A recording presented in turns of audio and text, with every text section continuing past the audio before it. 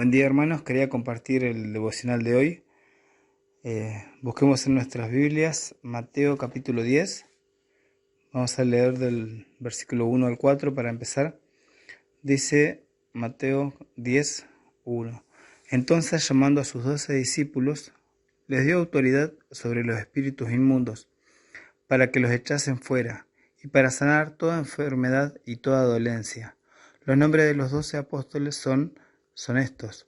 Primero, Simón, llamado Pedro, y Andrés su hermano, Jacobo, hijo de Zebedeo, y Juan su hermano, Felipe, Bartolomé, Tomás, Mateo el publicano, Jacobo, hijo de Alfeo, Lebeo, por sobrenombre Tadeo, Simón el cananista, y Judas Iscariote, el que también le entregó.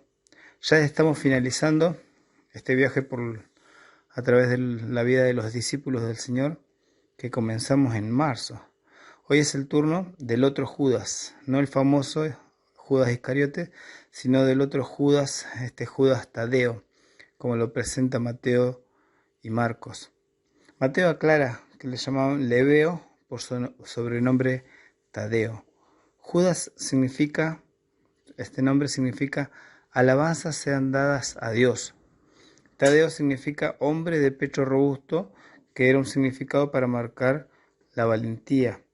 Y Lebeo también significa hombre de corazón tierno.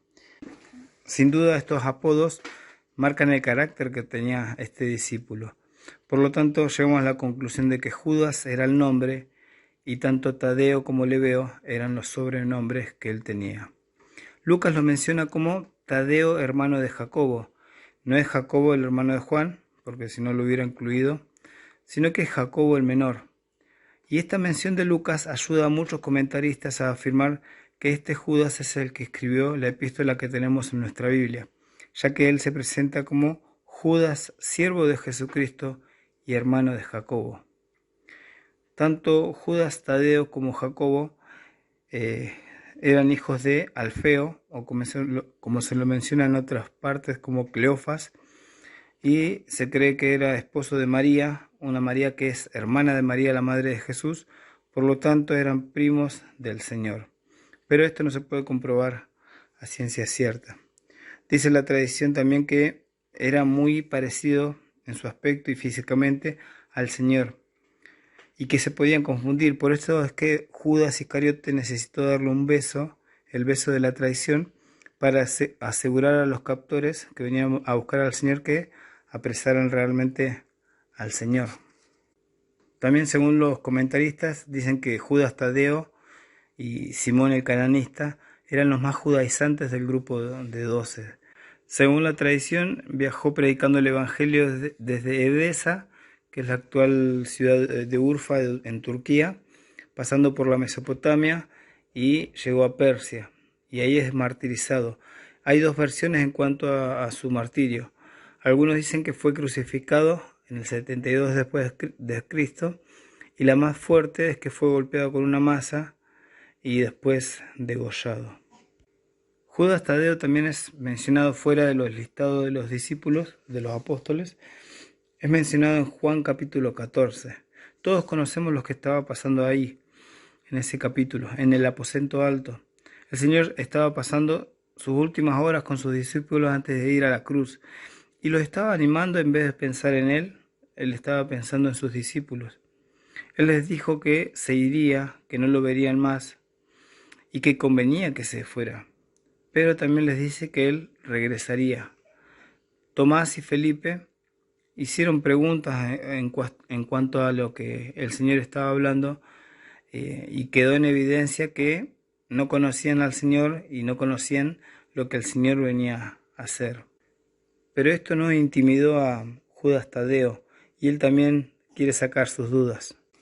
El Señor dice en Juan capítulo 14, versículo 18, no os dejaré huérfanos, vendré a vosotros. Todavía un poco y el mundo no me verá más, pero vosotros me veréis, porque yo vivo, vosotros también viviréis. Y con esta frase es que Judas Tadeo queda con preguntas, y entonces cuestiona al Señor por qué se iba a manifestar a los suyos nomás y no al mundo. Ellos esperaban un líder político religioso, alguien que se imponga a todos sus enemigos. Ellos querían el reino mesiánico en ese momento, ahí cuando el Señor estaba con ellos. Por eso él cuestiona, ¿por qué, Señor, no vas a hacer algo público? Él quería algo público y el Señor le estaba hablando algo personal, algo con ellos. Podemos decir entonces que Judas Tadeo buscaba algo de religión, algo visible, algo externo, mientras que el Señor le estaba hablando de algo interno, de una intimidad. La respuesta que el Señor le da a la pregunta de Judas Tadeo está en el versículo 23 y trata de aclarar lo que el Señor le estaba hablando anteriormente. Dice Juan 14:23, respondió Jesús y le dijo, el que me ama, mi palabra guardará, y mi Padre le amará, y vendremos a él, y haremos morada con él. Qué impresionante respuesta, llena de contenido teológico que seguro Judas Tadeo no comprendió en su totalidad. Pero en este versículo nos deja claro que el Señor se iba a manifestar personalmente a los suyos, y entonces sí los suyos se iban a manifestar al mundo. Él continúa en el capítulo 15, leemos y vemos cómo el Señor va graficando esa relación que Él quiere lograr con nosotros. Y usa la figura de la vid y de los pámpanos. Y así, solo así, podremos llevar fruto. Yo soy la vid verdadera, y mi Padre es el labrador. Todo pámpano que en mí no lleva fruto, lo quitará, y todo aquel que lleva fruto, lo limpiará para que lleve más fruto.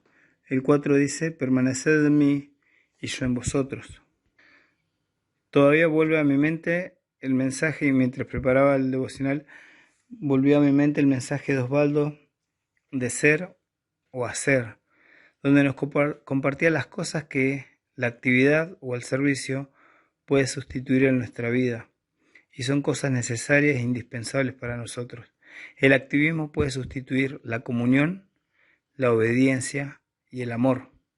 Y es de lo que el Señor está resaltando en este pasaje, lo que necesitamos: comunión, obediencia y amor. Todo lo demás viene por priorizar estas cosas en nuestra vida. El que me ama, mis palabras guardará, amor y obediencia.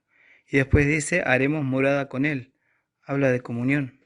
Esta idea del Señor haciendo morada en nosotros viene del Antiguo Testamento, donde Dios deseaba estar en medio de su pueblo y que su pueblo sea testimonio a las demás naciones. Por eso podemos encontrar a Dios habitando en el tabernáculo y después en el templo.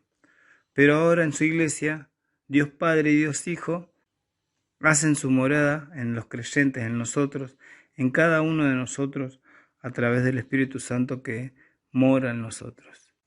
Esto no debe dejar de sorprendernos, no debemos dejar de que pierda valor para nosotros y de generar también en nosotros ese temor necesario. Pablo dice que somos templos de Dios, lo menciona en 1 Corintios 3:16 y en el capítulo 6, versículo 19, y que esa realidad no tiene que llevarnos a hacer lo que nosotros queremos, sino a vivir en consecuencia a esa realidad. Que podamos en esta mañana meditar en esto que el Señor nos habló a través de Osvaldo el otro día. ¿Estamos priorizando la comunión, la obediencia y el amor al Señor? El que me ama, mis palabras guardará, y mi Padre le amará, y vendremos a él, y haremos morada con él. Que podamos agradecer en esta mañana también, porque el Señor tiene este deseo de estar con nosotros. Él pagó con un precio muy caro el poder tener hoy esta relación, que podamos disfrutarla, pero también ser responsables con esta realidad. Que el Señor los bendiga en este día.